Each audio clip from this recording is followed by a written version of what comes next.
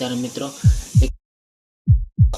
એની પાસે ઘરમાં બાબા સીતારામ મિત્રો એક મિડલ ક્લાસ માણસ હતો. એની પાસે ઘરમાં બધી વસ્તુ નવી વસ્તુ હતી, પણ એક સાનો કપ જૂનો હતો.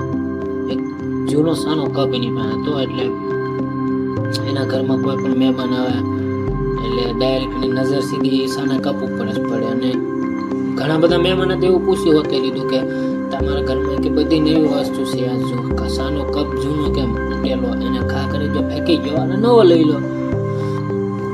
એટલે એ માણસ બહુ એ વાતમાં ધ્યાન ન દે અને હસીને એમ વાતને ટાળી દે. પણ એક દિવસે એના છોકરાએ કીધું, એના દીકરાએ કીધું કે પપ્પા આ જૂનો સાનો કપ હું કામમાં આવવાનો, સમથે તૂટી ગયો છે, એને ફેંકી ગયો અને આપણે નવો લઈ લો ને. આમ થાય મહેમાન કોઈક આવે અને ખોટી મસ્કરી કરે કરતા ફેંકી ગયો ને આને શું કરવું છે.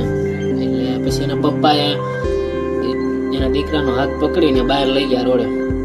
બહાર રસ્તામાં લઈ જાય ને ચાનો કપ ફેંકી દીધો. ચાનો કપ ફેંકી દીધો એટલે ચાનો કપ તૂટી ગયો.